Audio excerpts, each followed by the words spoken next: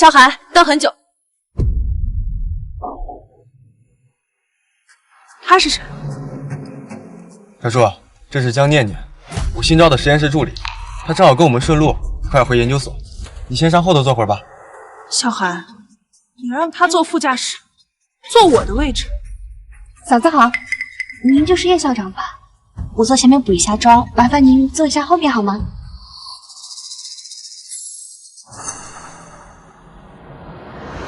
补妆？你一个助理，妆都补到你老板身上去。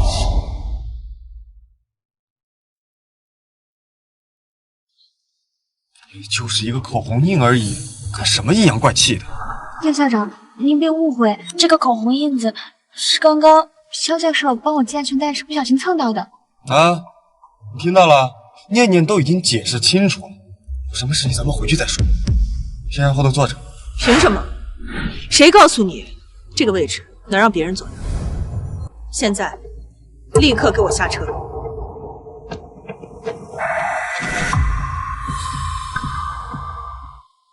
你为什么一定要这样针对他？非得弄得这么难堪吗？小韩，咱们结婚7年，你的副驾驶除了我还坐过别人吗？一个座位而已，你怎么这么敏感呢？你这是在维护他。我再说一遍，我的位置他不配坐。别因为我吵架，我马上下车。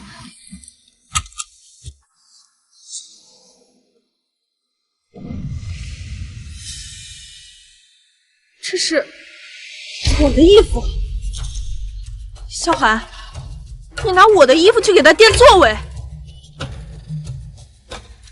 刚才念念把咖啡扫到座位上，车里又找不到别的，正好后备箱有一件衣服，就先用着应急了。对不起啊，叶校长，这衣服一看就价格不菲，我不会私拿的。等我洗干净就还给您，您还可以接着穿。你想的可真周到，我是不是还要感谢你的善解人意啊？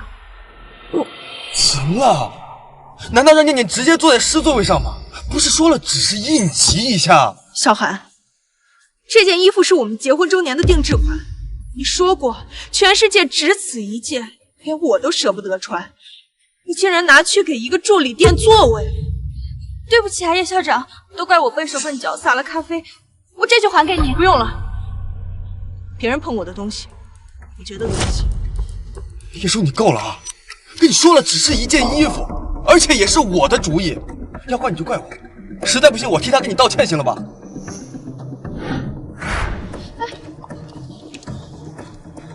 你有什么资格替一个外人去道歉？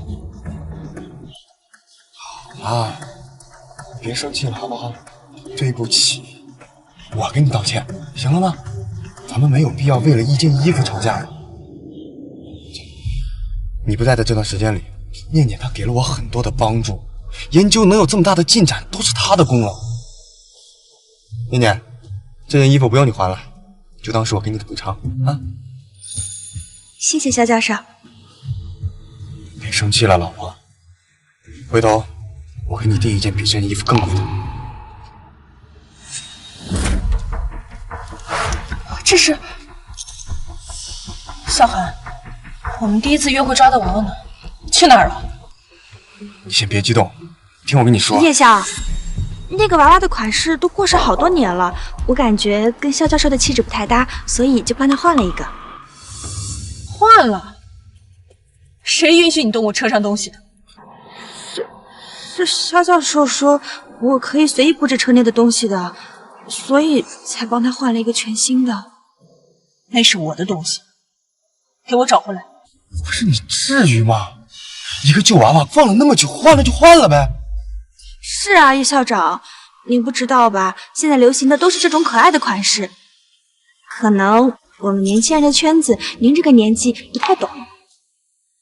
小韩，这个娃娃是我们第一次约会，你抓了1个晚上才抓到的。你说过他会见证我们所有的好运气，现在你嫌他旧了，碍你眼了。不是这个意思，不是，你非要这么无理取闹吗？把它还给我。找不回来了。我看它旧旧的，以为是没用的东西，就给扔了。扔了？好，那你现在就去给我找，去垃圾站给我找回来。你没完了是吧？垃圾站里那么多垃圾，怎么可能找得回来？不就是一个破娃娃吗？你非得这样难为一个女孩吗？破娃娃，小寒，我这么对她，你心疼是吧？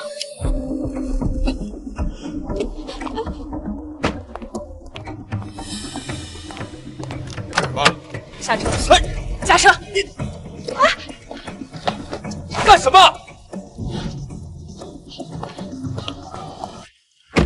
你也滚下去，跟他一起去找。我的车不再脏东西。叶叔，你冷静点。要干什么？说，你说，你疯了！肖教授，对不起，我不是故意的。我不知道那个娃娃对他来说这么重要，我马上去找。不用了，江念念，忘了告诉你，你已经被从研究项目中除名，不用再回研究所了。叶叔，叶叔，叶叔，哎，叶叔！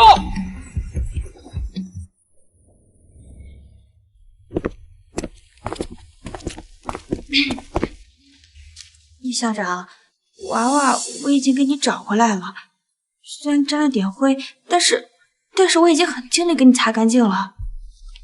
出去，你已经被开除。叶校长，您不原谅我可以，但是肖教授还需要我，你不能开除我。叶叔，你不能开除念念，娃娃我们已经给你找回来了，你还要怎么样？我说过，别人碰过的东西我不要了。那也不是开除念念的理由。你明明知道我的项目正处于最关键的时候，念念是我的助理，她细心周到，帮了我很多的忙，我的项目离不开她。离不开他，他只是一个小小的实验室助理。难道说你们两个之间还有除了工作之外的关系？我跟他之间什么都没有。你看看你现在变成什么样子了啊！就因为一点无端的猜忌，就要毁掉我这么多年的心血。你什么时候变得这么不可理喻了？这件事情没得商量。如果一个小小的实验室助理就能毁掉投资几千万的项目，那我确实需要重新评估一下你的工作能力，还有这个项目的风险。你能不能冷静一点，理智一点？我是他的直系上司，我不可能同意开除他。我看需要冷静和理智一点的人是你。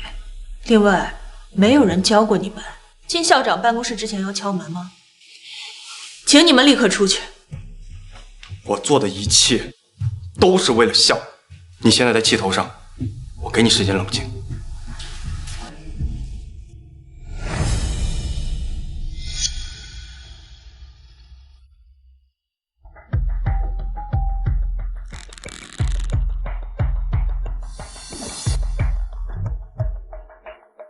萧寒，你最好别让我失望。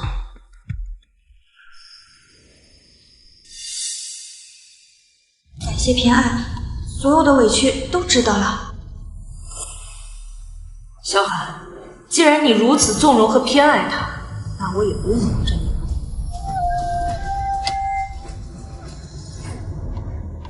通知财务部和项目组，即刻起无限期冻结萧寒教授名下所有的科研经费以及项目权限。明天开始，项目由我亲手接管。叶少爷太大方了，前程似锦牵挂，这寓意太好了。各位，这是叶校给大家发的项目奖金，大家别客气。你们说，咱们是不是应该让别人都羡慕羡慕我们，让那些心怀不轨之人后悔去吧？来，我个证，你发个看证。来，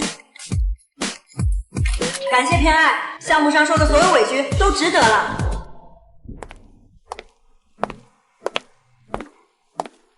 哟，这不是想勾引焦教授上位的江助理吗？这么快就说是要铺盖走人啦？想走捷径，也不看看自己配不配。感谢偏爱，所有的委屈都值得了。现在总炫耀了。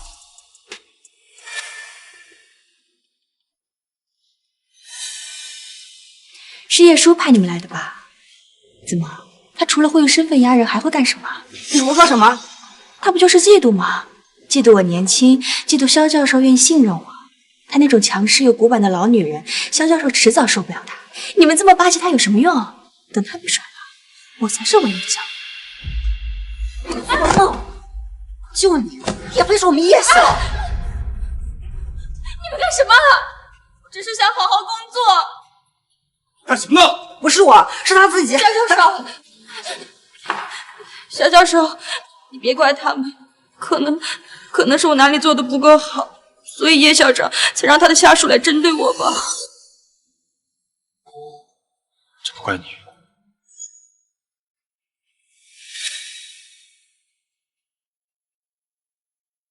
小树他怎么会变成这样？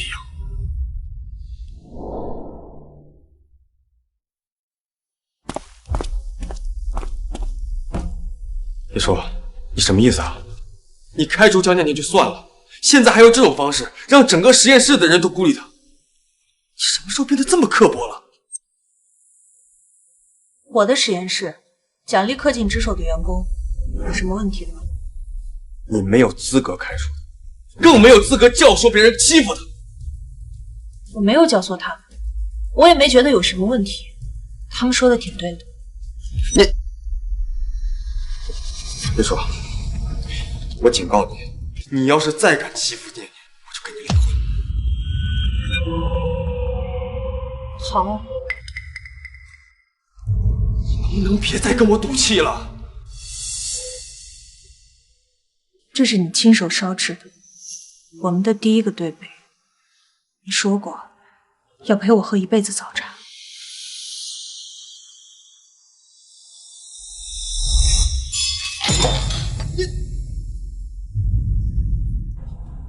这个是我们在一起后你攒了3个月的工资，送我的第一份礼物。你说要让我做这个世界上最幸福的人。没想过我早已经没有权利。你说要照顾好我的胃，特意去学了我爱吃的每一道菜。这本菜写了整整1年，都还留着。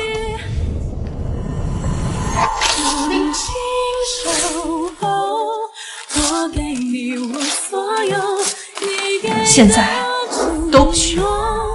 叶叔，你们就非得闹到这一步吗？啊！我刚才说的都是气话，我只是想让你顾全大局一点而已。气话往往才是真心话。我都是为了项目，项目就是我的命，你能不能成熟一点？你只要不拿走我的权限，不开除江念念，我们还可以像从前一样。跟以前一样？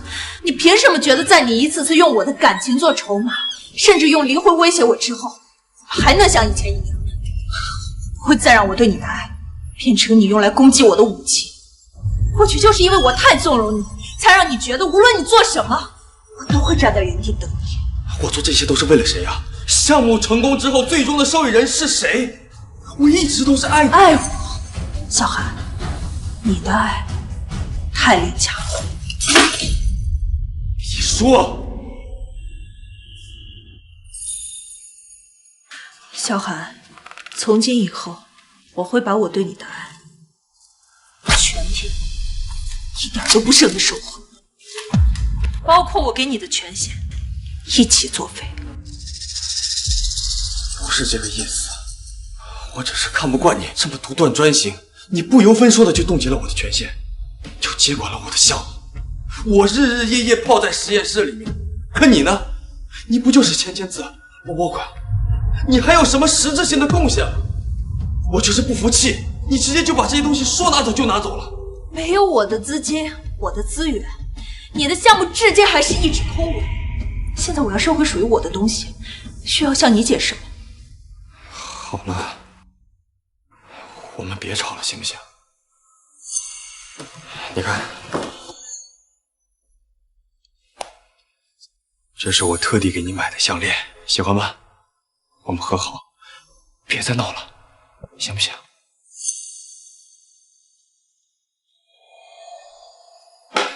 还有这个，你看，之前那个娃娃太旧了，丢了就丢了。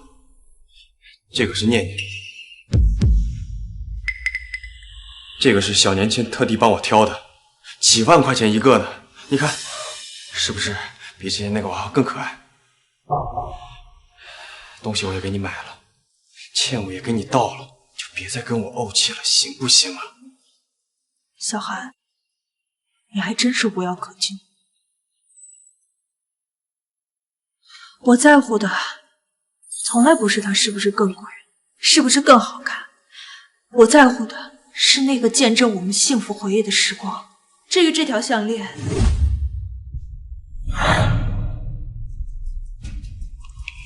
你买了2条一模一样，一条敷衍我，一条讨好他。小韩，你廉价的心意让我觉得恶心。你干什么？你是不是有点太过分了？我都已经这么低三下四的求了你了，你还要我怎么样？不就是个娃娃吗？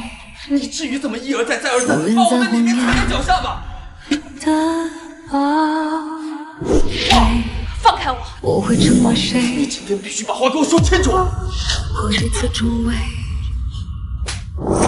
我只能是我，滚出去！是我 control I cannot wait Far away and the worries undone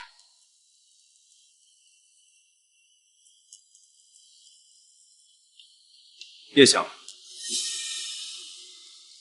这个模型从一开始就是错的，怪不得无法分析。叶晓，您脸色太差了，要不我送您去医院检查一下？没事，老毛病了，先把数据修复再说。项目也不急于这一时，我先送您回家。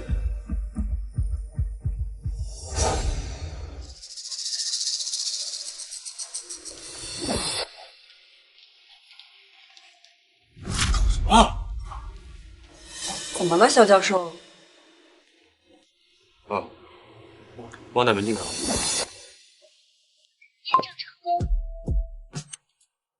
好，我也说，你走得可真绝。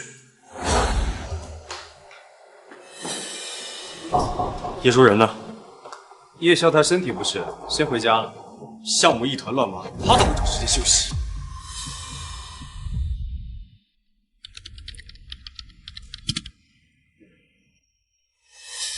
核心数据出了这么大的错误，小韩居然一直都没有发现。叶舒，你到底要干什么？项目现在正处于最关键的时候，实验室你说接管就接管，现在又躲在家里休息，你怎么一点责任心都没有？我把拼来的资源和平台都给了你，你却把项目搞成这样，现在居然还敢来指责我！你在胡说些什么？我只知道你现在根本就无心工作，是不是只要一点不顺你的意，你就可以放下一切都不管？难道非要项目黄了你才甘心吗？你自己看看，基于这套错误数据，你之后所有的推导都是空中楼阁。你说，你怎么了？你怎么变成这样？为什么不早告诉我？项目有我，用不着你操心。你能不能别再任性了？我是不是早告诉我，不要开除江念念？现在好了，你用这种方式把他赶走，项目一团乱麻，你也变成这个样子，这个结果你满意了？你知不知道，你细心周到的江念念，连一个基础的数据纰漏都没有检查出来。他只是一个新人，你能不能不要再针对他了？我这也是为了你的身体呀！为了我，小韩，我今天才发现，居然这么虚伪，你就死了这条心吧。我是不会把项目交给你。不可理喻，那就在这好好养病。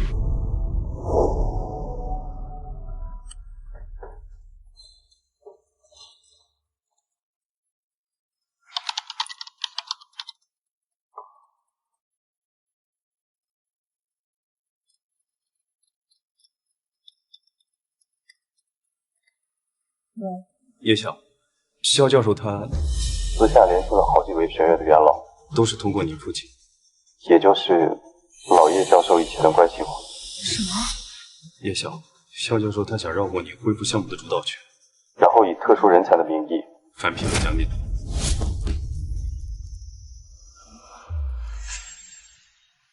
他怎么敢？我父亲现在还躺在医院里，如果让他知道他的女婿、学生靠着他的名望寻死，他会被活活气死。老师，我知道我现在还配不上小叔，但是请您放心，我在这跟您约法三章。第一，我会永远承担起丈夫的责任，永远偏爱他，把所有的爱都给他一个人，此生绝不负他。第二，我会永远支持、尊重他的事业，一起并肩前行。第三，绝对不会玷污您的亲名，在学术路上堂堂正正的走下去。为何爱梦正与我牢笼？为何等待都徒劳无功？为何承认这也像困兽？我一步一步把他捧到最高处，获取他的事业，不是为了让他踩着我和我爸的脊梁，满足他的私欲，去护着另一个女人。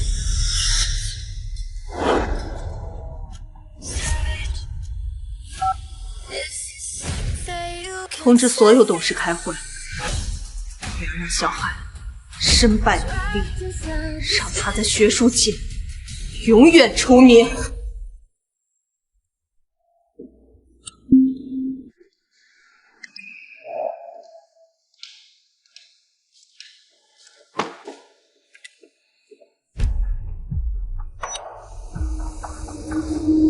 你没完了是吧？垃圾站里那么多垃圾，怎么可能找得回来？不就是一个破娃娃吗？你非得这样难为一个女孩吗？这个娃娃是我们第一次约会，你抓了一个晚上才抓到的。你说过他会见证我们所有的好运气，现在你嫌他旧了，碍你眼了。你要是再敢欺负店，我就跟你离婚。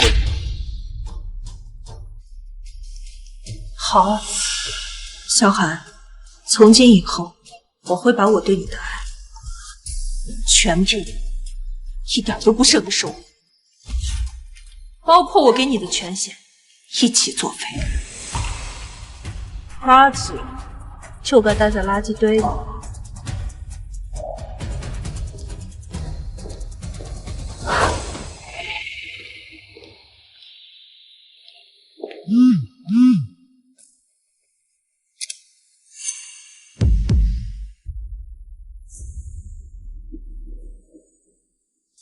漂亮小丑。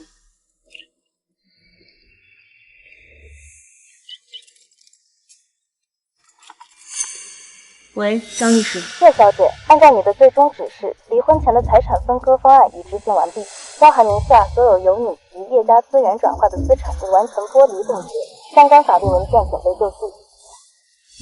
很好，把协议准备好，随时让他签字离婚。新闻发布会之后，我不仅要让他净身出户，我还要让他被学术界彻底除名。你刚才说什么？什么离婚，什么除名？你把话说清楚。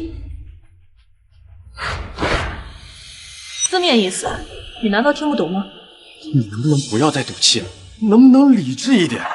我承认我的做法是有一些欠考虑，但是我这么做都是为了实验室，为了我们共同的未来嘛。我和你已经没有未来了。你别说这些气话了，行不行？我们这么多年的夫妻感情，怎么可能说放就放？项目已经收尾了，等项目成功了之后，这些所有的问题都会迎刃而解。相信我，我们会越来越好的。你说的对，以项目为重。既然你口口声声说为研究所考虑，那就按规矩来。江念念的返聘必须走研究所的正式流程，公开接受所有董事的质询。这个是特殊人才的返聘协议，签了它，江念念的返聘才算合规，否则我有权以程序不合法为由，立刻将他清退。你什么时候想通啊？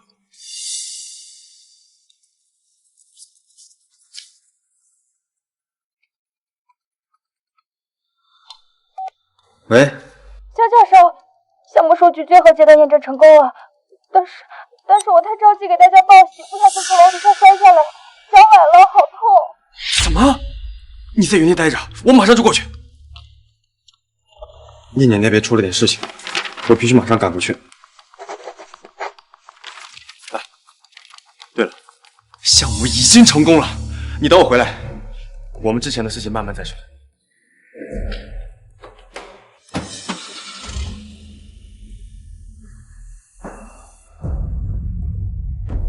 萧寒，这条路是你自己选的。萧寒，我不仅要让你从研究所滚蛋，我还要让你彻底从我的人生里消失。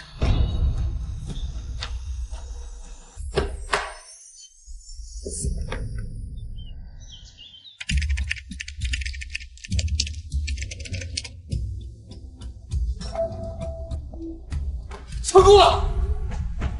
这项验算完全正确，念念，你可真是我的福星啊！太好了，肖教授，恭喜你，这都是你的功劳。有了这些成果，以前那些看不起你的人终于可以闭嘴了。没错，尤其是叶帅，这些年他一直质疑我、打压我，不知道他看到这个表情会有多精彩。哈哈。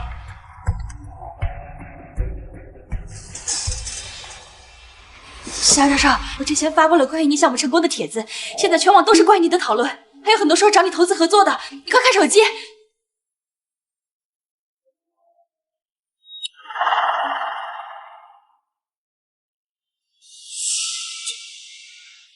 这些都是找我的。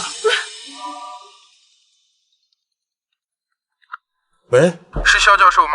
您的研究成果我看到了，我方对此非常感兴趣。您看，您的研究所还需要投资吗？我们华宇集团出资3000万。3000万？可以。我们稍后详谈细节。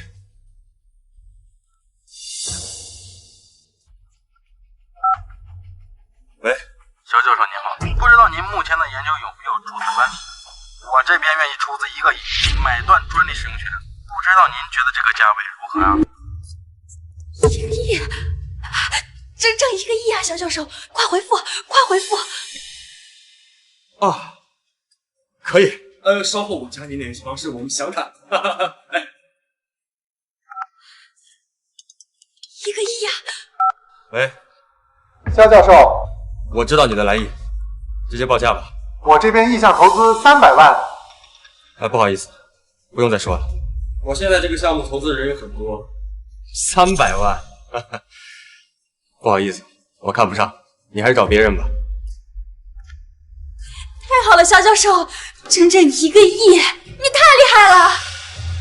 这些年，我每个成功的项目，叶叔跟个老妈子一样在旁边管着，时不时要插手，一副只靠我自己根本没有办法完成研究的样子。现在呢，没有他，我的研究照样成功了，我照样拿下上亿的投资。肖教授，你说，要是叶校长知道后，会是什么表情啊？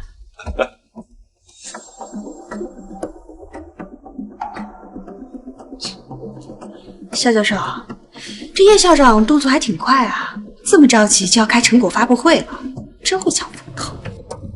还算是小叔识时务，知道我这个研究的含金量，总算想起来该讨好谁了。肖教授，那你说这个发布会咱们是去还是不去？去啊，当然得去，还得把刚才这些投资合同全部打出来带上，让他亲眼看看，没有他，我的研究有多成功。叶校，刚得到的消息，肖教授那边的项目已经验算成功。成功？啊，是的，肖教授的助理江念念昨天就在宣传这件事了。今天肖教授出面确认了这件事情后，许多家企业都打来电话开始谈投资了。目前总投资额已经轻松过亿了。叶晓，那开除肖教授的发布会，我们暂缓还是另做打算？不需要，按原计划进行。可是，谁告诉你，一个建立在错误数据上的项目真的会成功？把你之前封存的那份原始数据披露报告，连同萧寒最终验算的数据，一起发送给研究所的顶尖专家，叫他们紧急复核。你是说，我不仅要让他身败名裂，我还要让他在最得意的时候摔得粉身碎骨。发布会照常进行。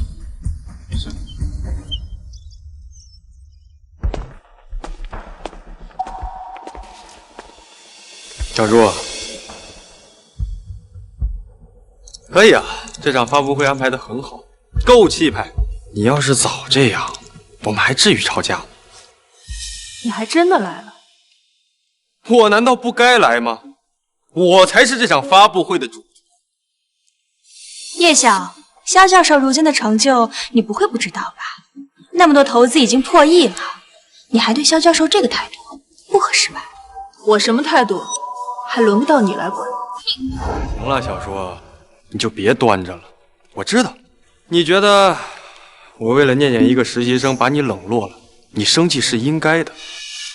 但是你看啊，你办这场发布会，我为了不让你丢人，不还是来了吗？我心里是有你的，你少耍点大小姐脾气，我们也不至于这样。生气？萧寒，你未免也太看得起自己。不过你有一点算是说对了，这场发布会确实是为了你而办的，没了你，还真少了点氛围。这就对了，只要你在发布会上宣布恢复我首席的位置，我可以既往不咎。我们两个还像之前一样。萧寒，你凭什么觉得你做了这些事情以后，我们还能像以前一样？我做的所有的事情都是为了研究项目，科研本来就只看结果，现在结果出来了，念念也帮了忙，证明我的眼光跟选择都是对的。叶晓，时间到了。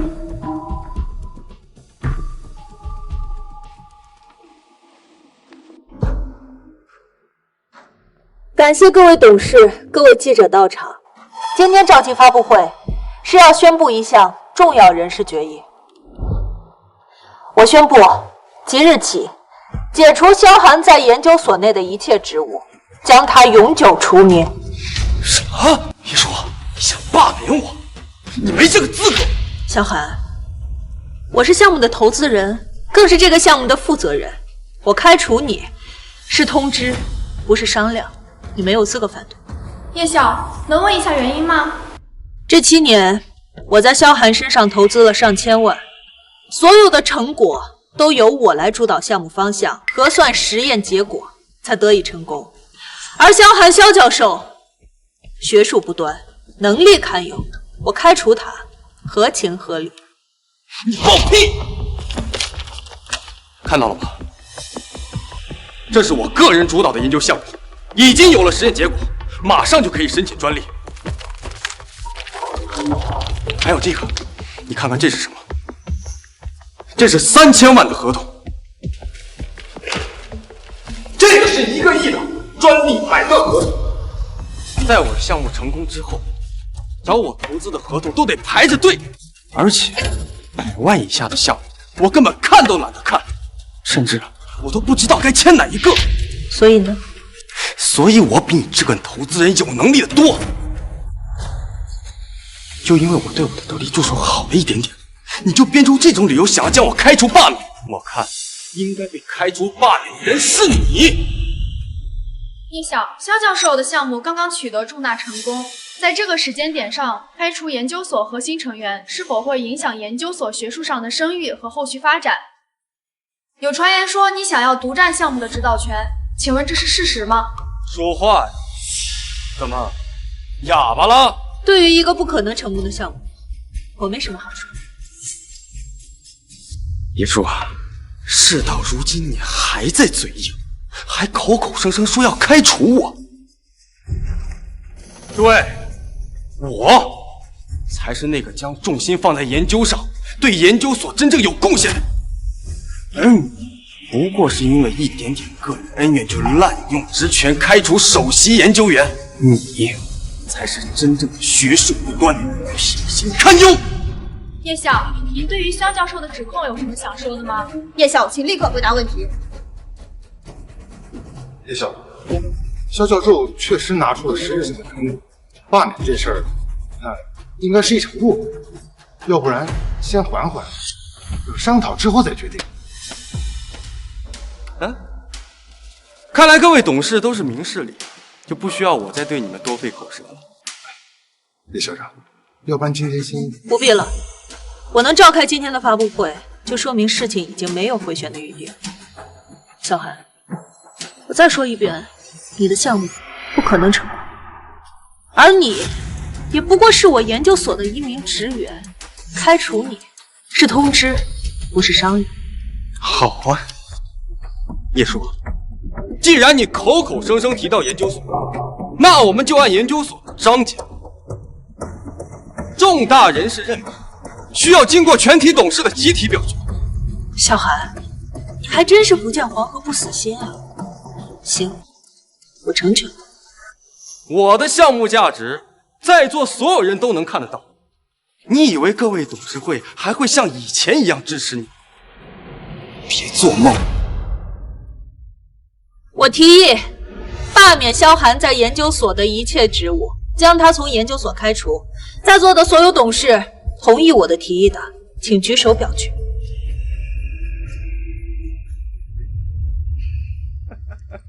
我支持叶校长的决定，免去萧寒首席研究员的职务，将他从研究所除名。王董事，你这是？我也同意。同意。同意。同意。同意。你们都疯了吗？100亿的投资，他看不见就算了，难道你们也看不见吗？肖教授，我们这些董事都是跟着叶校，看着叶校一步一步把事业做到现在。虽然我不知道你拿出实质成果之后，他为什么还要执意开除你，但这么些年，叶校长的决定从来没错。比起你，我们更愿意相信叶校的判断。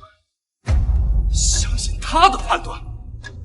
他连我这个拿了100亿投资的人都要开除，你们要相信他？不必多说了，叶校，我们董事商议一致，同意你开除萧寒的决定。感谢各位董事的信任，我一定不会让大家失望的。萧寒，现在你跟研究所毫无关系，我限你1分钟之内从我的发布会、我的研究所立马滚出去。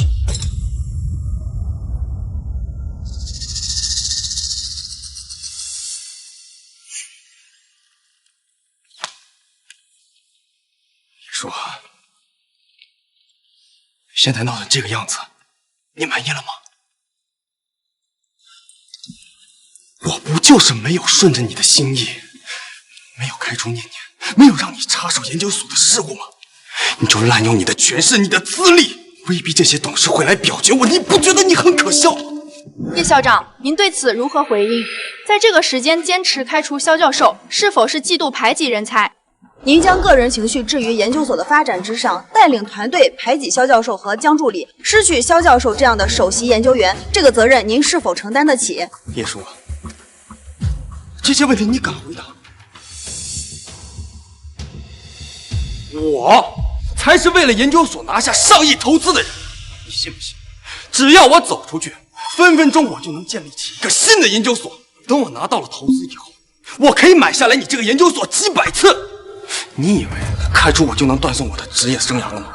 我告诉你，做梦！萧教授，他都这么绝情了，跟他还有什么好说的？我们项目这么值钱，到时候等资金下来，整个研究所不都是你说了算？到时候我看他还怎么嚣张下去。叶叔，我再给你最后一次机会，只要你当着媒体的面为你刚才的无理取闹认错，我可以原谅你。否则，我买下你的研究所，我要做的第一件事情就是把你叶叔彻底除名。萧寒，没有我，你现在也不过是一个籍籍无名的小职员，就凭你还想将我除名，你未免也太看得起自己了。你说，你竟然还以为我是以前那个没有能力的叶家赘婿，一直被你侮辱，被你辱骂。我告诉你，没有你，我一样能成功。你就是不肯承认我比你强，比你更有能力，你根本就不配让我入赘。还有你们叶家，不过就是我来时的垫脚石罢了。够了！叶家是我父亲白手起家一手缔造的，这些年他帮了你多少，你心里清楚。你不配，也没有资格说叶家半句坏话。保安，把他给我赶出去，立刻，马上！我看你们谁敢动我！叶晓，你也不用着急赶人走。萧教授如今的成就被你这样侮辱打击，他还愿意来参加你的发布会，已经是仁至义尽了。念念说的对，叶叔，看在你们叶家跟我7年情分的份上，在离开之前，我可以给你最后一次机会。萧教授，念念，你别忘了，他一直以来羞辱的人，除了你还有我。你放心，这个公道我一定替你讨回来。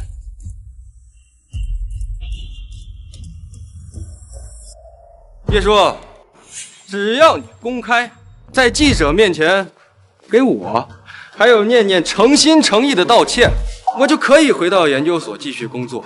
你自己选吧，是看我另起炉灶，把你的研究所买下来，把你逼死，还是老老实实的道歉，给自己留一条后路？萧寒，我确实该说一声对不起，我应该向7年前的我说一声对不起，是我看错了人，浪费了自己7年时间，也浪费了叶家7年的资源，布置出你这么一个跳梁小丑。事到如今，你还在冥顽不灵。以前我怎么没发现你这么愚蠢？到账3000万元。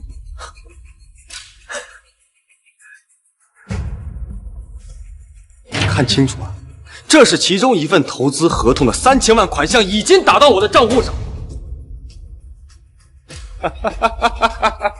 等萧教授的研究成果公布出来，拿到的钱足以买下几10座研究所。到时候啊，站错队的诸位可别哭着跪下来说我后悔了。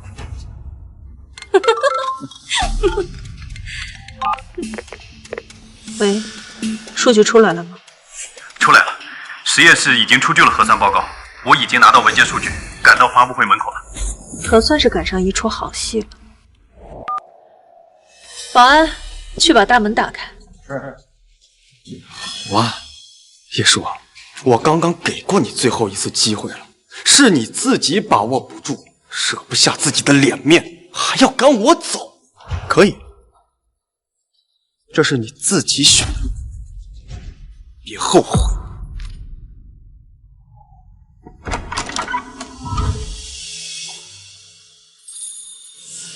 萧寒，你飞黄腾达的梦该醒醒了。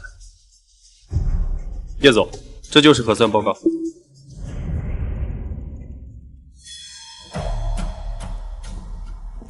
核酸报告？叶叔，你什么意思啊？叶晓，你有什么资格偷拿萧教授的实验数据？事到如今，你该不会说这实验数据是归你们实验室所有，想抢走萧教授的实验成果吧？睁开你们的眼睛，好好看看。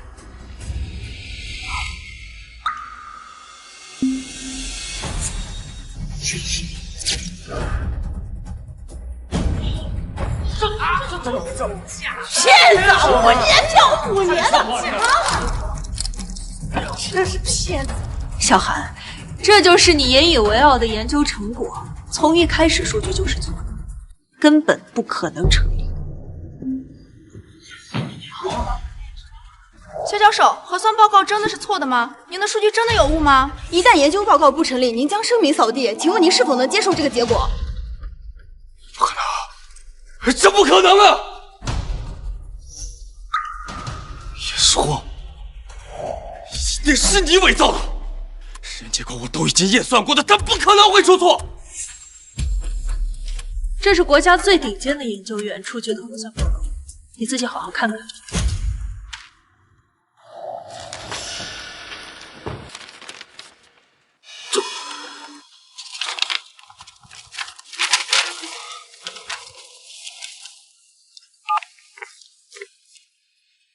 喂，王董，你个骗子，竟然敢学术造假！我要撤资。撤资？为什么呀？我们之前不都已经谈好别再了吗？说了。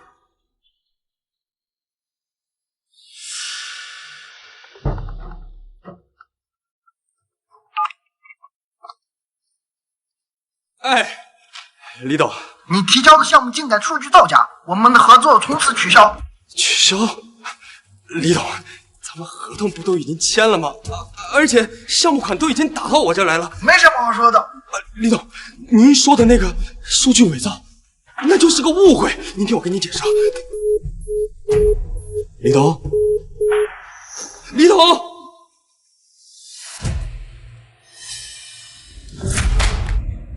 为什么都不跟我解释啊？我说了，伪造数据的事情我不知道，我也不知道为什么项目数据会出错。你真的不知道原因吗？萧寒，你还记不记得我生病的时候跟你说过什么？你生病的时候，项目有我，用不着你操心。你能不能别再任性了？我是不是早告诉你，不要开除江念念？现在好了，你用这种方式把他赶走，项目一团乱麻，你也病成这个样子，这个结果你满意了？你知不知道，你细心周到的江念念，连一个基础的数据纰漏都没有检查出来。他只是一个新人，你能不能不要再针对他了？我这也是为了你的身体呀。为了我，萧寒，我今天才发现，居然这么虚伪。你就死了这条心吧，我是不会把项目交给你的。不可理喻，那就在这好好养病。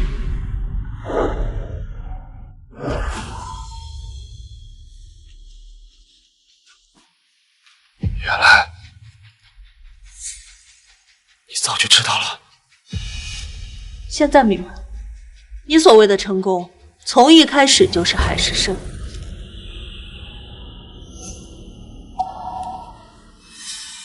叶叔，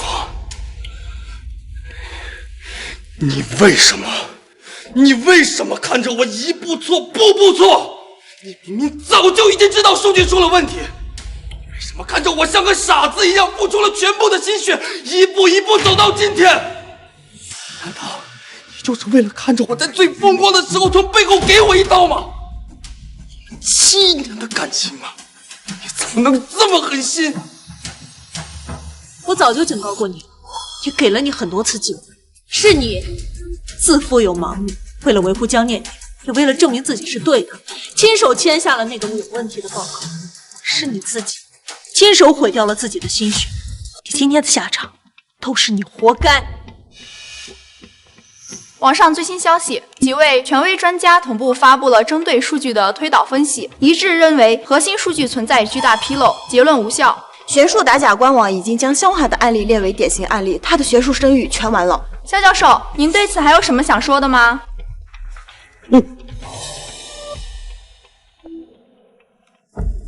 我想起来了，念念，这份数据是你亲手核算完交给我的，不是我出错了，是你算错了，你害死我了。不行，我已经得罪了叶叔，不能再让萧寒记恨我了。在这个圈子，我就真的混不下去了。肖教授，我不是故意的。肖教授，我只是个实习生，经验不足。我以为这个数据是对的，我只是太想帮您了。我看你为这个项目每天熬那么多夜，叶校长还一直打压你、质疑你。对不起，肖教授，我不是故意的，是我太笨，是我太心急，对不起，是我害了你。叶校长，一切都是我的错，是我害了肖教授，我求求你，别开除肖教授。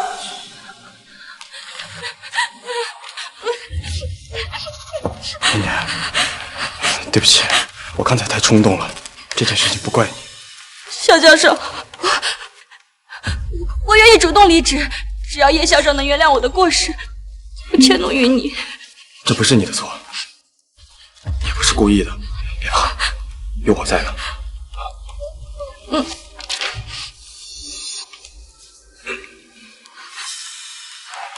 嘘。小叔，刚才这件事儿是我错了，但你也看见了，数据出错不是我的原因，是念念她也不是故意的，她只是个实习生，她太想帮我了，所以才出错。我向你保证，她以后绝对会小心的。你看这件事儿能不能到此为止？到此为止，可以啊，小韩。今天的发布会到此结束了，你先送记者们出去，各位董事也辛苦了，先安排他们出去休息吧。是叶校，需要我留下来协助您处理这件事吗？不需要，这是我的家事，我看错的人我自己处理。是。各位，请吧。小叔，刚才我那么对你，你还肯再给我一次机会，我就知道我们7年的感情绝对不是假的，你心里还是有我的。你放心，我绝对不会再这样。你放心，我一定会好好的。别再自作多情了，小韩。我之所以一步一步爬到今天，就是为了让自己不再受气。我说的结束，是我们之间到此结束，再无瓜葛。叶校长，千错万错都是我的错，求求你别开除肖教授，你开除我好吗？念念，你别这样，你也是为了我。你以为我刚才打了他就没有你的事儿？叶叔，你敢打我？叶叔，你打我就算了，是我对不起你，可是念念根本就没有对不起你。能不能哪怕有一寸理智一点，别乱发脾气啊！我早就该给你们每个人一巴掌了，现在我打就打了，还需要挑时间看地点吗？小韩，我再说一遍，你最好带着江念念滚出我的视野，再有第二次，我打的可就不止你们的命。够了！叶叔，刚刚哪怕在我自以为最风光的时候，我都愿意给你一次机会，愿意跟你重新开始，怎么到你这就变成这样？我们7年的感情啊，我对你，对这个研究员付出了这么多的心血，你就不能再给我一次机会吗？我已经给过你很多次机会了，你别忘了，是你一步一步纵容江念念走到今天的，是你每一条路都选错，彻底害死了自己。小叔，我知道你心里不舒服，你觉得我有什么不对的地方，我可以改，我都可以改。这样，我把念念送到别的地方去上班，我保证她以后绝对不会出现在你面前，这样总行了吧？你就别赌气了，你就当又帮了我一次，我们再重新开始。滚！萧寒，我再说一遍，你已经被我彻底开除，从我的人生、我的事业、我的未来被彻底开除了。小叔，小叔，保安，小叔，你听我给你解释，你干什么？她是我妻子，7年的糟糠之妻，她只是赌气，不会真的开除我的。走开，立刻离开！哎，你放开我！这住手！肖教授，肖教授，放开我！这样，有小蹊跷，我绝对不会放过你！我跟你们说话呢。肖教授，先别跟他们计较了，还是想个办法让叶萧消消气吧。小叔都把你折腾成这样，你还在替我们俩的事情考虑，我就不明白了。你这么好的一个女孩，她为什么就是要跟你过不去？肖教授，我没事的，这一次是我做错了，我们还是想个办法，怎么样叶萧消消气吧。只要你按照我说的做，我一定帮你把她哄回来。真的能把她哄回来？相信我，我一定会让你们和好如初。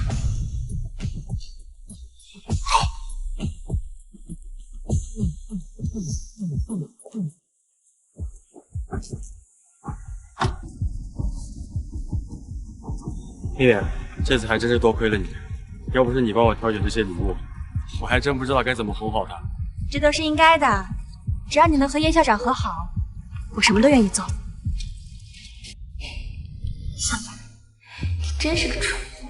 这些礼物拎回去，叶叔只会更加生气。你们这一辈子都不可能和好如初了。不过，你幸好你蠢，等你跟叶叔彻底决裂，你只会更加把我这个对你不离不弃的人放在心上。你这么多年的身家资产，我还不是首当其冲？念念，走啊！啊，来了。叶叔，萧寒只是犯了点小错误罢了。他有能力又有钱，给你几百万的道歉礼物，说买就买，一句都不差一下。你看不上，我看得上，你就等着看我花着你老公的钱享受吧。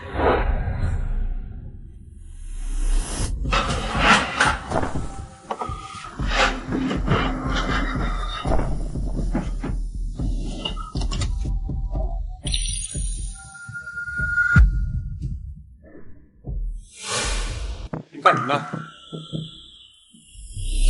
下，给我停下！我们是叶小姐让我们来的。叶叔，他是你班的？萧教授，叶校长不会真的要把你赶出去吧？不可能，他不可能这么绝情。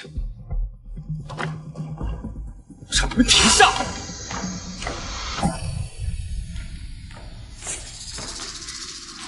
小叔，你为什么要这么搬空家里？是不是疯了？萧先生，您已经和叶校毫无关系，请保持距离。你算个什么东西？我在跟叶叔说话，让开！有什么话站在那说。这是什么意思？小叔，你难道一点夫妻情分都不讲了吗？萧寒，你别搞笑了，你竟然到现在还觉得我们是夫妻。老婆，对不起，我知道错了。你看，我给你买了很多礼物，项链、手镯，还有限量款的包包，都是你最喜欢的。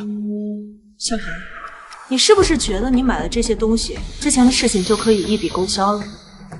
那你还要我怎么样？难道你非得让我跪下来求你，你才甘心吗？不用了，被你这种人跪着恳求，我只觉得恶心。带着你买的这些垃圾给我滚出去！我不需要。垃圾，这些都是花了几百万，念念陪着我一件一件挑的。你不喜欢你可以不要，但你也不用说这么难听的话吧？念念帮你挑的。叶校长，我只是想让你和萧教授和好，没有别的意思。叶叔，别太过分了。念念她就算不懂事，她也已经给你道歉了，你至于这么针对她吗？她只是个实习生，你毕竟也是她的长辈师母，你有必要闹得这么无情吗？我没有针对她。没有？那你……我是在针对你，萧寒。他这个绿茶固然可恶，但是你才是罪魁祸首。是你容忍他对我蹬鼻子上脸，不顾事实维护他，现在来求我原谅，竟然还让他陪着你去挑礼物，甚至为了他对我翻脸，满口指责。是你彻底断送了这段感情。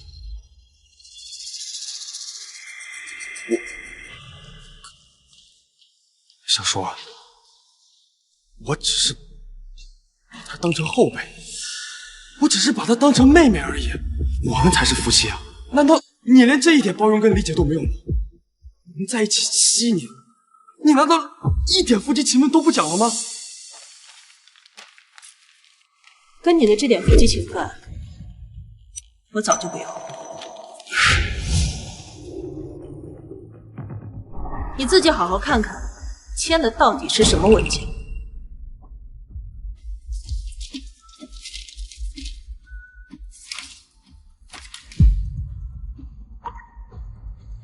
离婚协议？这不可能，这不可能！我当时签的明明就是念念的返聘协议。叶叔，你骗我签字！骗你！2份文件明明放在一起，是你自己看都不看就签了字。小寒，从你签字那刻起，我们就没有任何关系。叶叔，我是你丈夫，你不能这么对我。已经不是我。叶校长，叶校长就和肖教授和好吧，他真的很爱你，你们7年的感情，难道就这么结束了吗？你这点演技不去当演员真可惜了呀！我跟他离婚不是正合你意？叶校长，我真的……闭嘴！懒得看你们这对狗男女演戏。保安，把他给我请出去。肖教授，别说，他也是为了我们和好，他也是一片好心，你凭什么这么对他？这是我的房子，谁有资格进，谁没有资格进，都是我说了算。别说江念念了，今天就算是你萧寒，也要给我老老实实滚出去。沈安，把萧寒给我赶出去。是叶校。别碰我！叶叔，我对你盗窃的态度已经够诚恳，既然你崛起，就别怪我对你无义。女票算了，这幢房子是我婚后买的，算是我们夫妻的共同财产，你没有资格随意处置。我也是房子的主人。夫妻共同财产，看清楚了，这个房子是由我个人出资全款购买的，这个房产证上从头到尾都没有你的名字。行，就算这房子是你的，那其他的家具、装修这些总该有我的一份吧？算了，今天我就跟你把这算清楚。当初咱们说好了的，你买房子，我买家具，这些啊，沙发、茶几，还有地毯、窗帘，都是我刷的卡。别再废话了，你的那点钱，我一点都看不上。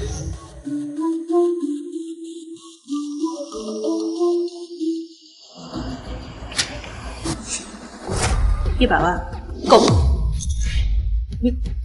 你买的那些东西，现在我全都买下了。从现在开始，他们都属于我了。把这些东西都搬出来，当着他的面，全都给我劈了，烧了。不行，你给我停下！停下！没说我同意了。处理一堆我买来的垃圾，还需要你同意吗？别搞笑了，小韩。别说了，就这么绝情，一多点就没有心了。要断就断得干净一点。看着你买的这些东西的每一秒，都让我觉得恶心。别说了，别说，你干什么？肖先生，请您冷静。我告诉你，这间房子也是我的，她是我的妻子，别拦着我。宋肖先生离开吧。我不走！放开！放开！我让你们放开我！这是我家，我命令你们两个放开我！我要在这里跟小猪回来。7年了，我们俩不是第一次吵架，只要跟他道歉，他一定会心软的。你放开！你们两个干什么？把门打开！小猪！怎么回事？小双，你真的没好。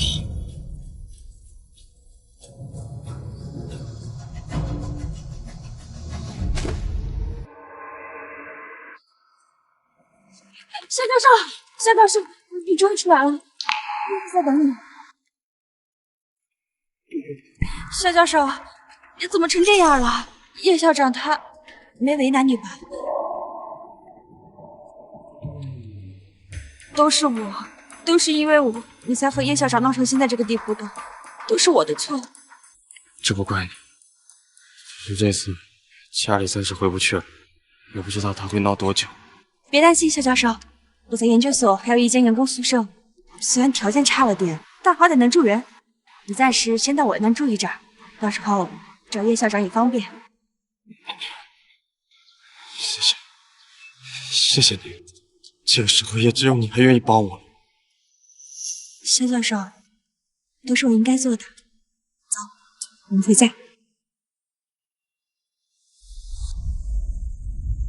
叶晓，宿舍管理那边通知，江念念带着萧寒去了员工宿舍。员工宿舍？我差点忘了，他已经通过了法聘协议，还是研究所培训工。江念念还真以为萧寒是一个金龟婿，要跟他一起同甘共苦，等着以后飞黄腾达呢。叶晓，要不要立刻解除江念念的职务，把他们都赶出去？不用，他想演，我就给他一个机会。我倒要看看，没有我的供养，萧寒还能让继续当他的金龟婿，要的正是金丝雀。后勤部通知员工宿舍不允许无关人员进入，告诉江念念和萧寒，要么就只能江念念一个人住宿舍，要么他们2个人一起滚出去。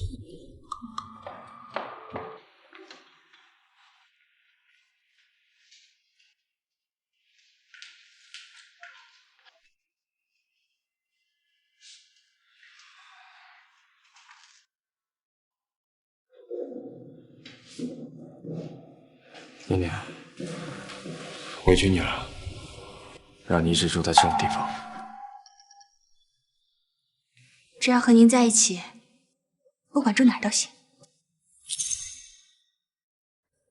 还是你对我好，不像那个叶叔，不过犯了那么一点小错，就把我往死里整，什么7年7分夫妻感情，全部都是假的。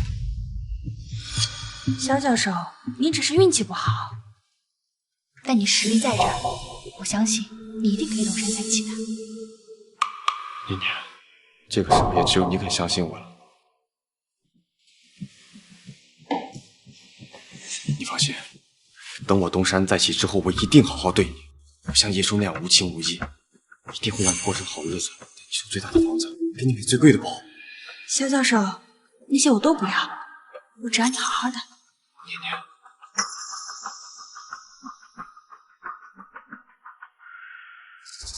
谁呀？萧先生，我们是研究所后勤部的，这间宿舍只允许公司员工入住，您不能住在这，请您立刻出去。你知道我是谁？你知道我为这个研究所做出过多大贡献吗？当然知道，不过就是个外人嘛。你要不是叶校长，你今天什么都不是。现在你跟这个研究所没有半点关系，请您配合，立刻离开。叶叔他居然这么狠心，连员工宿舍都别让我多待。不让住算了，萧教授，我们走。念念，萧教授，不管去哪儿，我都跟着你。我一定不会辜负你对我的信任。叶叔是不是以为我离开了这就无处可去了？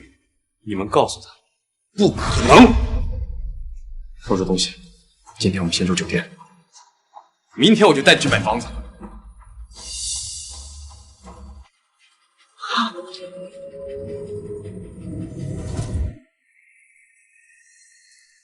叶晓，萧寒带着江念念出去了，还说是要去看房。看房？就凭他那点薪水？叶晓，您可能忘了，您还有一张用于家庭支出的银行卡，里面大概有1000万左右，而萧寒还拿着可以随意消费的副卡。让他花吧，你去找好律师，准备好证据材料。我要看看他能花多少，更要看看等我追缴这些财产的时候，没有我的供养，他能不能还得起？是。你好，先生女士，请问是租房还是买房？先看看。好的，这边请。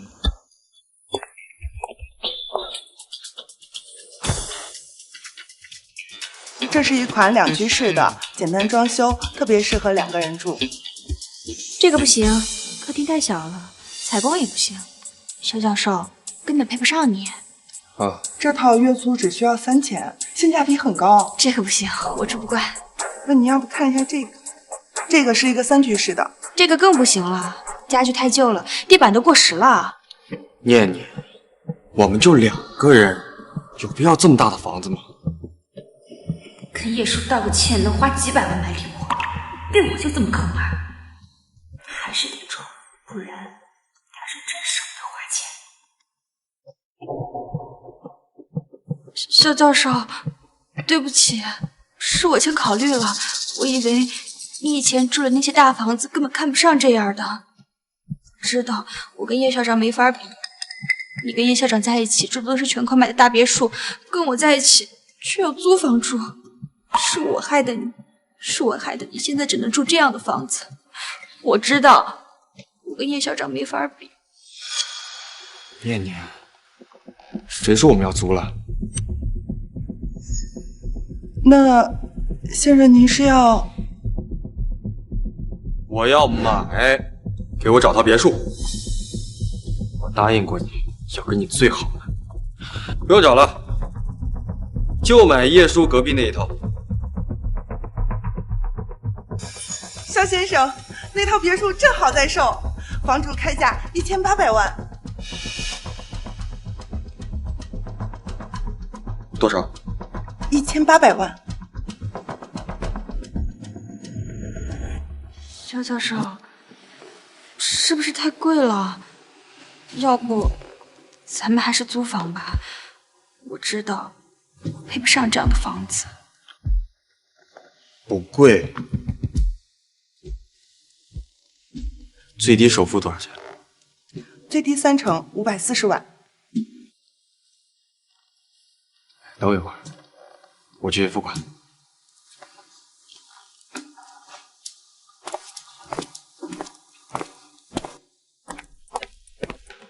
先生，您是刷卡还是扫码？刷卡。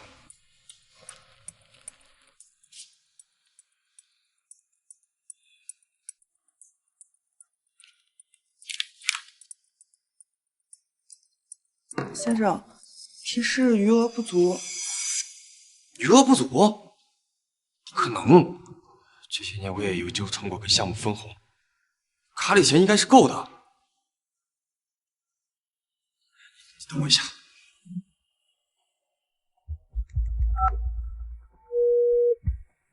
喂，我想咨询一下我银行卡余额。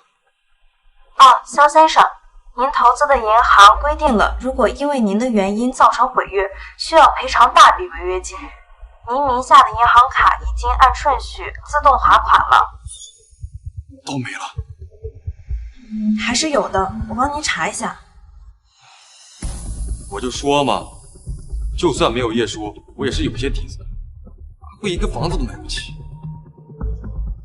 肖先生，您的银行卡余额总计3块04毛，请您确认一下。喂，肖先生，还有其他业务要咨询吗？先生，那这个房您还买吗？买，等我一下。叶叔，你别以为离了你我就什么都办不到，就算没有钱，我也有的是人脉。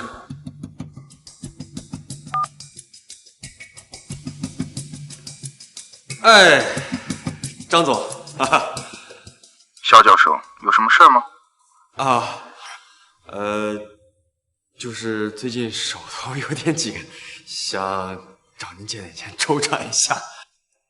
肖教授，不是我不帮你，但是叶校长那边打过招呼了，我们跟研究所还有合作的，您别让我为难。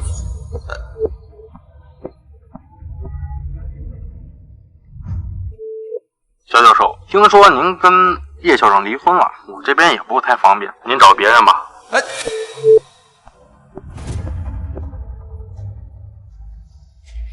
这些老油条，当初叶叔把你们介绍给我的时候，那叫一个阿谀奉承。好吧，现在知道我离婚了，都这个德行是吧？肖教授，怎么了？你要是觉得住在叶校旁边实在不合适，那就算了吧，我也惹不起他。如果租房，其实也行，陪我们这种小角色足够了。不行，这房子必须得买。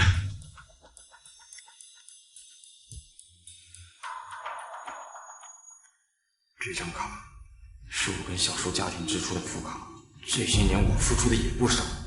这张卡里的几千万，怎么说也有我的一半，我花起来天经地义。刷卡。好的。走，签合同。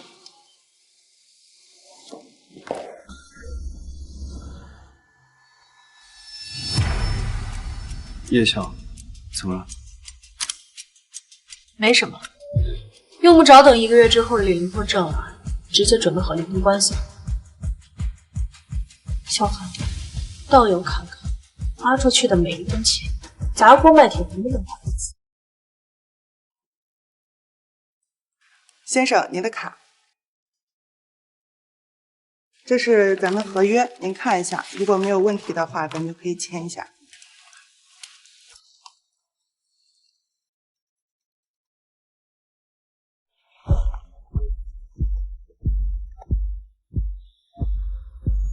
喂，叶叔，你不是说了不顾及夫妻情分吗？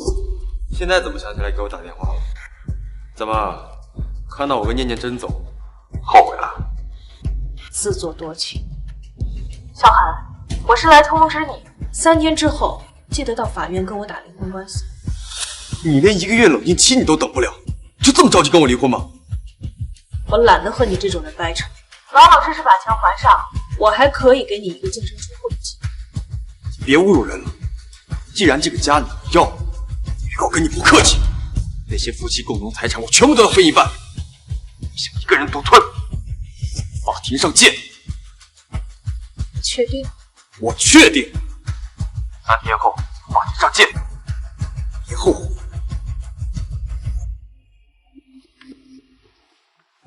肖教授，你真的跟叶校长打离婚官司啊？他都把我逼到这个份上，我也没必要给他留面子。夫妻财产1人1半，本来就天经地义。打官司分财产，那岂不是能分到更多？叶叔那么有钱，随随便便分个几千万，到时候这些钱不都是我的？哼，小韩，我真是选对人了。小韩，你说你为这个家庭付出了很多，可这份财务报告上可没什么你的影子，还想着花我的钱分我的财产，你就等着赔钱道歉，净身出户。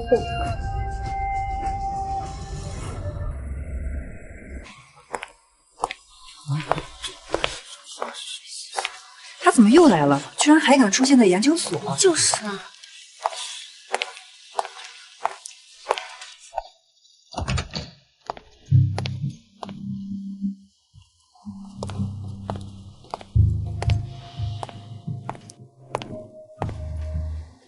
叶校长，我来了，有什么话快说吧。江念念，你负责的实验数据就没几个是对的，每一个都要你的同事重新核验，你根本就配不上这份工作，去人事那儿领辞退通知吧。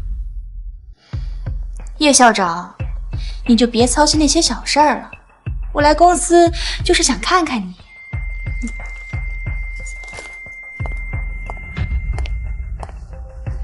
叶校长，你每天那么努力有什么用呢？整天批文件、管项目，累死累活的。不像我，只需要用一点小手段，就能让萧寒对我百依百顺，花几百上千万。看到了吗？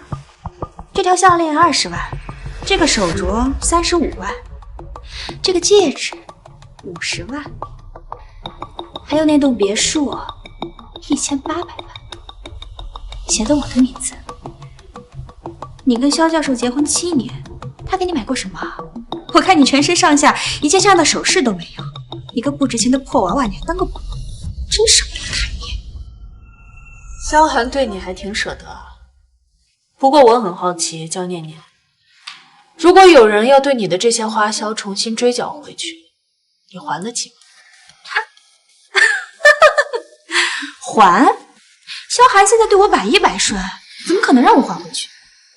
倒是你，等萧教授给你打赢了官司，分走你一半财产，我看你还怎么得意。好啊，我等着，我等着看法院上你被追缴回每一笔消费时的表情。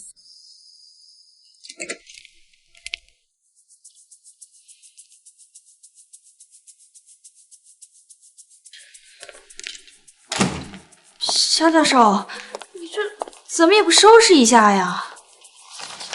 我还在进行之前的研究，没空，你弄一下吧。我收拾？对啊，之前小叔在的时候都是他在弄，现在他不在了，当然你来处理了。萧教授，这么大的房子，我一个人怎么能收拾得过来呀？要不咱们请个保姆吧？可以啊，你看着处理就行，我现在在忙，你别打扰我。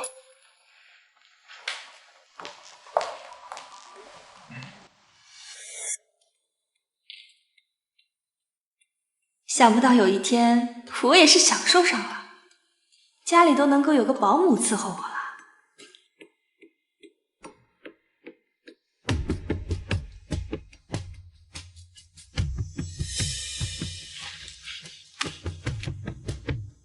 肖教授，你看这个一个月2万，什么都能包，怎么样？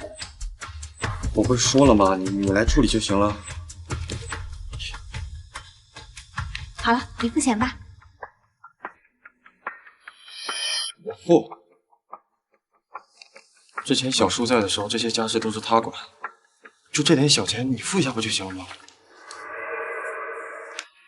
我付？肖教授，是你说要让我过上好日子的，可是现在连这么点小钱也要让我付。肖教授，你还是觉得我不配对不对？之前叶校长在的时候，家里什么都是最好的，可羡慕了。但是现在我……好了，我来付，你别说了。肖教授，我就知道你最好了。以前这些事情从来都不需要我操心，小叔会把一切都安排得妥妥当当，家里永远是干净的，饭菜永远是热的，连我的衣服都是他提前搭配好的。肖教授，你再看这个1个月3万，金牌保姆，会做西餐，会做甜点。还有这个私人管家，1个月5万。小叔从来不会跟我计较这些金钱上的事，一旦离婚官司开打，家里的财产我跟小叔都只能有一半，他心里肯定也不好受。或许我该再给小叔一次机会。这个，谢谢，你看看。念念，这些还是你来处理，我来付钱。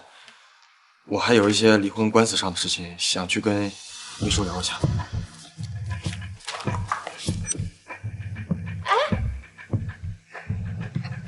肖教授，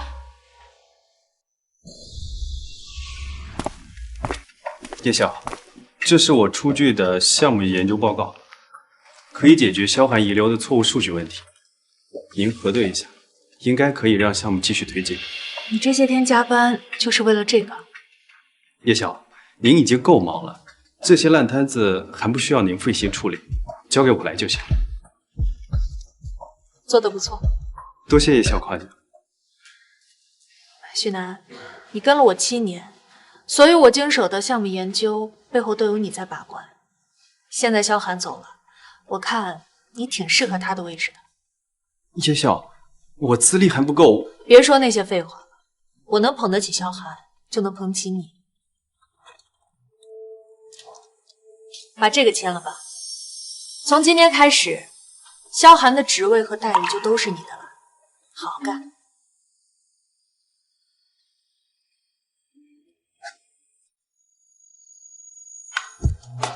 叶晓，我明白了，我一定不会让您失望。去准备吧。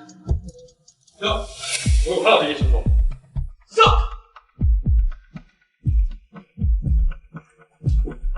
叶校长，对不起，我们没拦住。你先下去。萧寒，闯入我的办公室，到底想干什么？小叔，我有话要跟你说，我们2个说点话，你先出去。不好意思，我只听叶晓的。雪楠是我的人，而你不是。我看该出去的人不是他，而是你。我要跟你说点感情上的私事，他一个外人有什么资格听？外人？萧寒，我们已经在筹备离婚官司，我跟你之间只有公事公办，没什么感情可言，更没有私事可言。而许楠是我新任命的所长，是我最信任的下属，我让他留下，他就有留下的资格。你把我的位置给他了？没错，从今天开始，从现在开始，他有什么资格坐我的位置？你的位置，你的位置是我给你的，我能给你就能收回来，给更有资格的人。叶叔，你凭什么把我的东西给一个外人？亏我还心疼你，要付出1半的身家财产给我。那些东西本来就是我的，跟你毫无关系可言。保安，把肖先生给我请出去。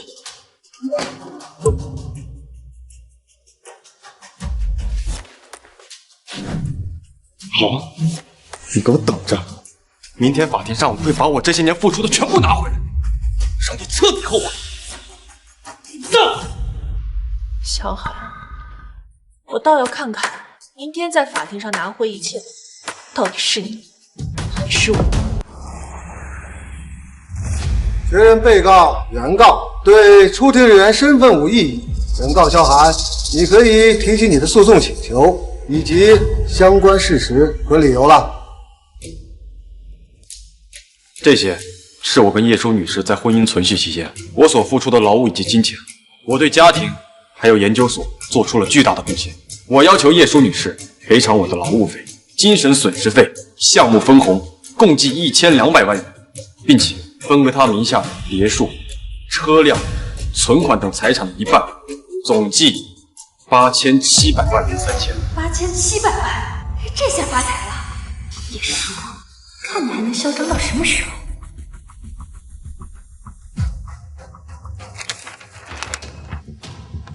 被告有什么要陈述的吗？法官先生，萧寒有证据要提交，我也有。你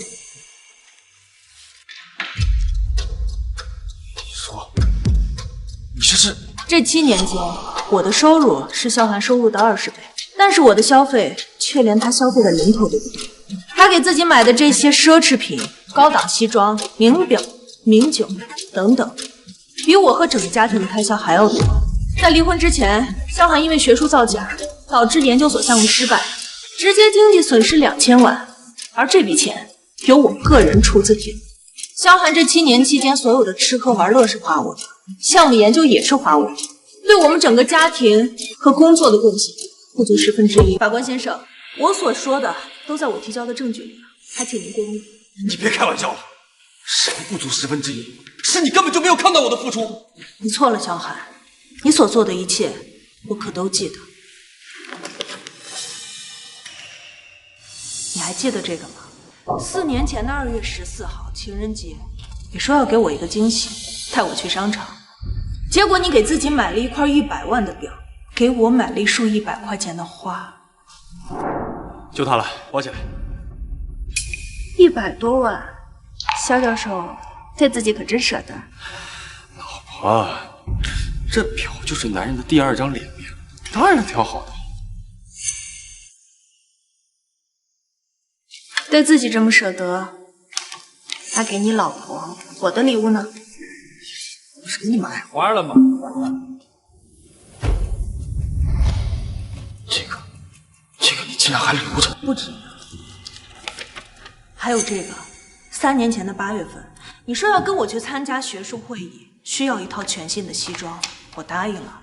结果你出手就是一套10几万的高档西装，还额外花了20多万买了一双限量款的皮鞋。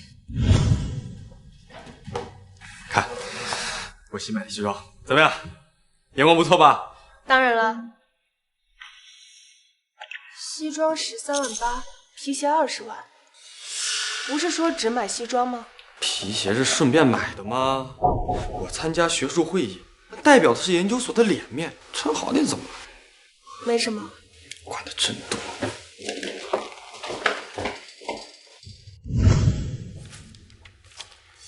还有这些，是你拿家庭资金买的各种高档奢侈品和消费品，包括你前段时间刚买的房子，给江念念买的各种首饰，还有保姆。小韩，花我的钱装大款，真是一点脸都不要。家庭资产，这些不都是萧寒自己的吗？萧教授，你快说话呀！小韩，你真的以为你做的这一切我都不记得了吗？你不用再辩解了，等着你的判决就行。法官大人，我所提交的证据都核算完了吗？是否有误？法庭已对被告叶舒女士提交的全部财务证据进行核实，结果无误。现本法庭宣判如下：全体起立。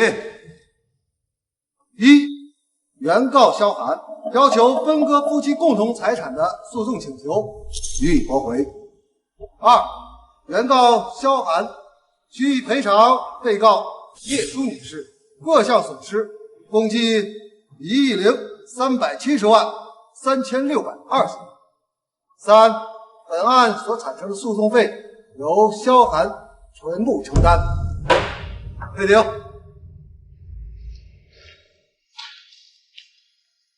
江念念，你以为解决了萧寒就没你什么事儿了吗？你拿走的一切，我都要重新追缴，一分不留。追缴？叶舒，你什么意思？我跟你没什么好说的，你也等着法院的传单吧。叶舒，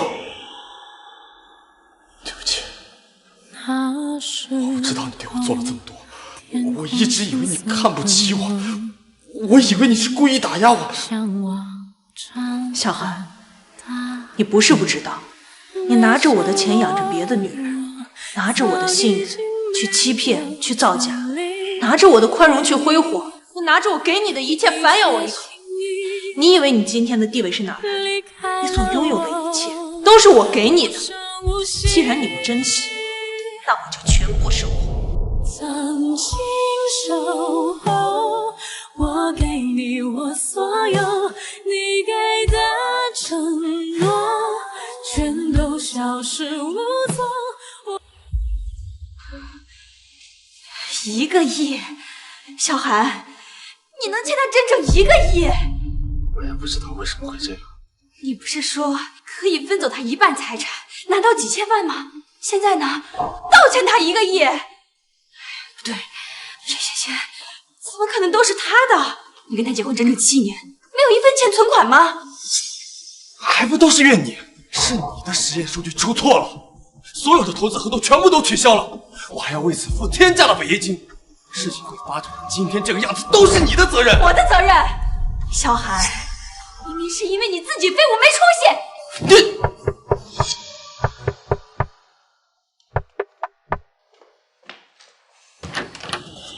萧寒先生，是我。这是法院知情通知书。根据离婚判决，您需要向叶舒女士支付1亿370万3620元赔偿。此外，据调查，您近期购入的一套别墅和家具等资产，全部来源于叶舒女士的个人账户，我们会依法追缴，用于补充赔偿。什么？追缴？这房子写的我的名字，你凭什么追缴？江念念小姐，这套别墅根据调查的银行流水，全部来源于萧寒先生和叶舒女士的家庭联名账户。萧寒先生擅自挪用家庭支出，赠与第三者，依法全部都要退回。萧先生，注意强制执行的最后日期。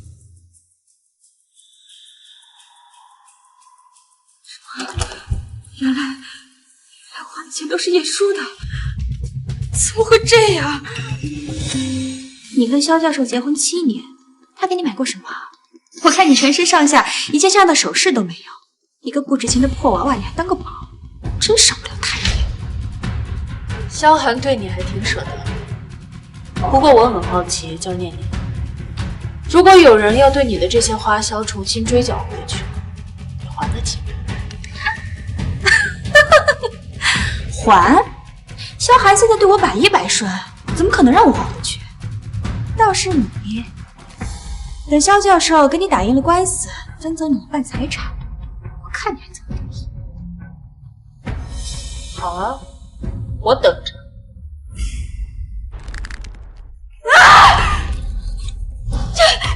萧寒，你就是个废物！亏我还跑去跟叶舒炫耀，我说我选对人了，原来从头到尾我就是一个彻头彻尾的傻子。怪我，还不都是为了你啊！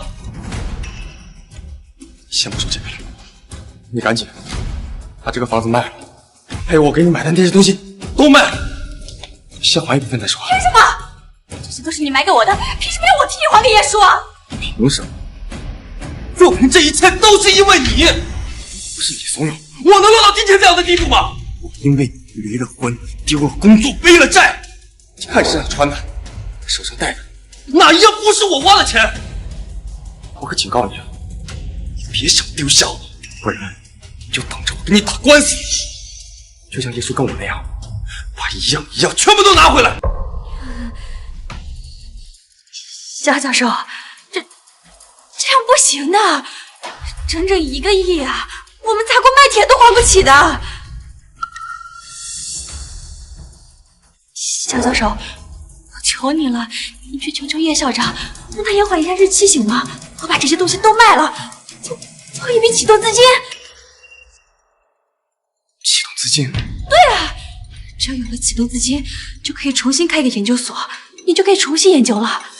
到时候等你东山再起，还这笔钱不是轻轻松松的事儿吗？我的项目只是数据出了问题，只要实验能成功，上亿的投资都能拿回来。对啊，启动资金的事儿我去想办法。肖教授，明天一大早就去求叶校长，无论他说什么，你都别生气，他心软了，我们就有时间了。你真的愿意被东西？都没了，现在是1根绳上的蚂蚱。行，你去求小说。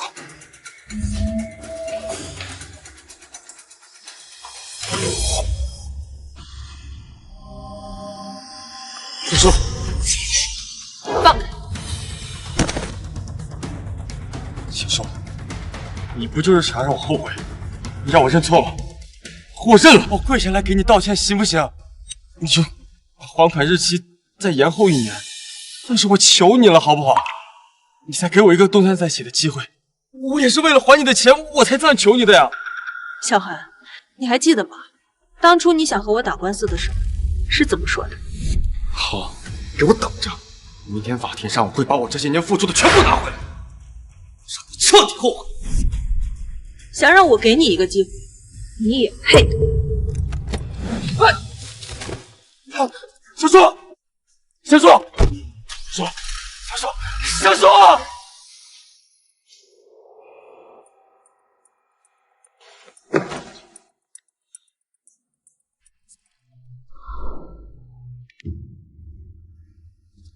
哎，念念，你东西卖的怎么样了？小叔的意思是，他不愿意拖延，所以我们必须得……哎，行了，别催了，我再卖了。叶夏不愿意延缓，你就接着去求啊，跟我说有什么用？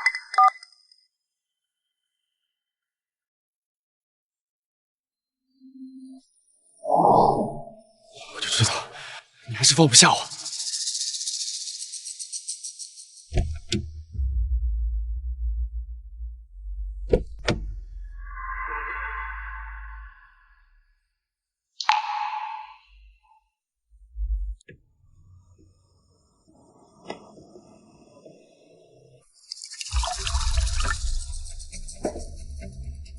干杯！这。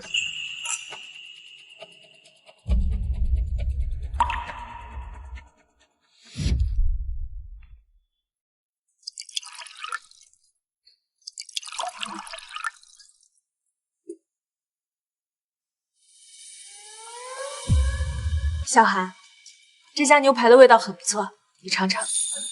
自己吃吧，我没胃口。你最近总是在看手机，是因为项目很忙吗？很忙。你自己先吃，研所还有事，我先走了。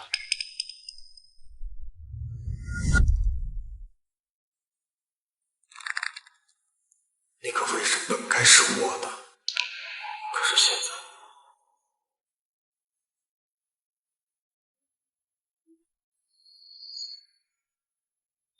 小说，我到底该怎么做，你才可以原谅我？是不是？只要我把之前做的都弥补了，你才肯给我一次机会？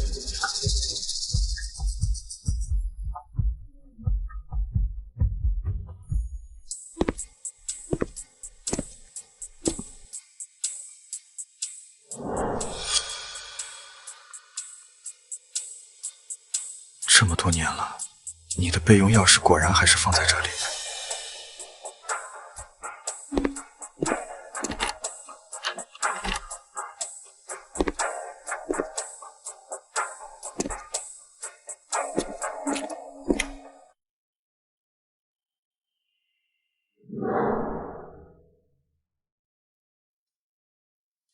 这里还是跟我走之前一样。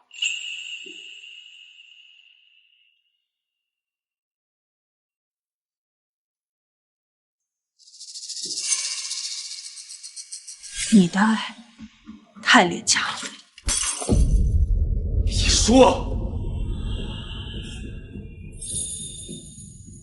萧寒，从今以后，我会把我对你的爱全部一点都不剩的收回，包括我给你的权限，一起作废。这些东西他还没有丢，他嘴上说的狠，果然心里还是有一点点我的位置。小叔，这一次我一定会让你回头。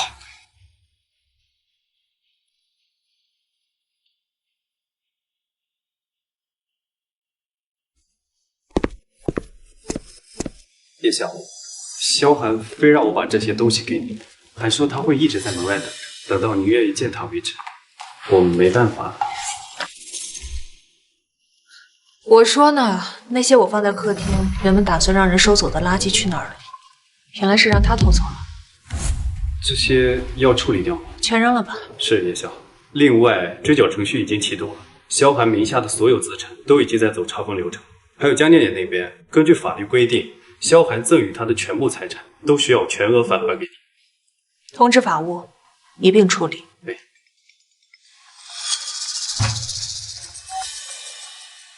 江念念，有什么事？叶校长，叶校长，我求你了，通融一下我吧，我真的还不上了。我知道错了，我知道我不该跪萧教授，我求你了。之前那些钱我都花光了，这几天我四处借钱，怎么都凑不够，我求你了。叶校长，只要你愿意不追缴，我什么都愿意做。行啊，那我就再给你一次机会，你来我办公室吧。好，谢谢你，叶校长，我马上过来。把萧寒也叫进来。他不是一直觉得江念念是一个温柔善良、不谙世事的小姑娘？今天我要再打一次她。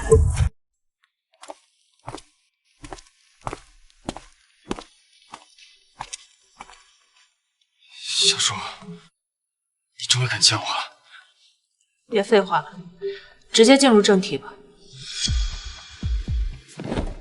你想让我道歉，想让我后悔，这些你都如愿以偿了。你看我一个大男人跪下来求你都不止一次了，你就原谅我吧。那江念念呢？经过这些日子，我也看清楚了，他这个人确实太年轻了，有点爱慕虚荣。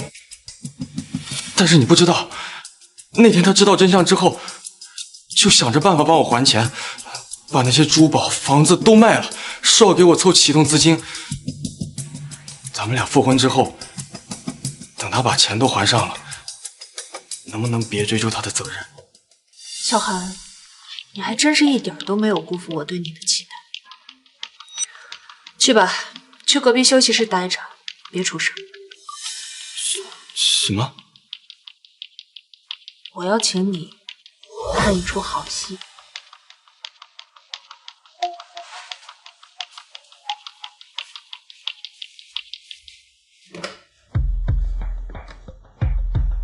叫江念念进来。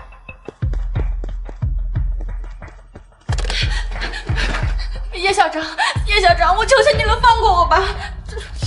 这已经是我全部的积蓄了，以前那些钱我都花掉了，我真拿不出来了。叶校长，我求求你了，你就原谅我这一次好吗？我不想坐牢。减免可以，饶了你也可以，但是呢，得看你的态度。态度？叶校长，你说你让我做什么我都愿意。你和萧寒在一起这么久，他的事情你应该知道不少。叶校长，你早说呀！只要你一句话，对我说什么都可以。我可以举报小韩，我可以说是他强迫我，我可以说他的论文数据全部都是造假的。江念念，你不是很喜欢萧寒吗？喜欢。叶校长，我这次是站错人了，但你只要原谅我这一次，我愿意帮你搞死萧寒。你这个贱人！你怎么在这儿？你就可以再说的话再说一遍。说的都是实话，怎么了？自己你是怪谁？那花那些钱根本就不是你的，都是叶校长的。你花着别人的钱装到口来，你算什么男人？为你丢了工作，我为你离了婚，我为你背了1个亿的债务，你就这么对我？放开我！叶校长，叶校长，你救我！自己说，怪谁？叶校长对你这么好，你都不知足。是赌你的钱，那又怎么了？心漂亮，我凭什么捧着你？啊，够了！小寒，这里是我的办公室，不是你撒野的地方。小朱，他说的话你都听见了，都是他骗的我。听到了，所以呢？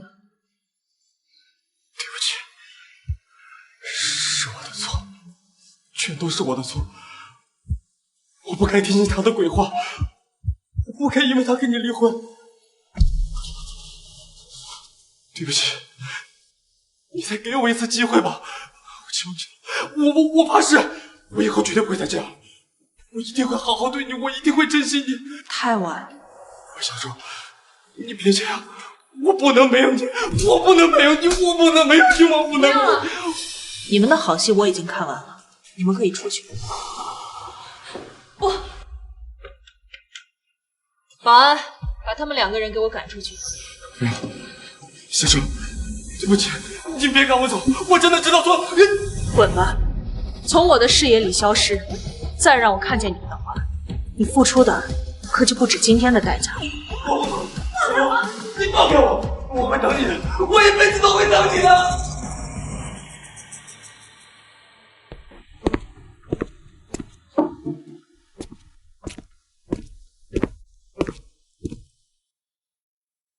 叶晓，您还好吗？我没事。你的工作交接的怎么样了？该上任了吧，许所长？我已经办理好交接了。另外，以后的工作还需要叶校您多多关照。客气了，许所长。既然你已经接手了研究所，萧寒也已经成为过去式了，接下来我该专注自己的工作了。叶晓，我一定不会辜负您的重任，好好协助您，也祝您在人生的新篇章里光明璀璨。多谢。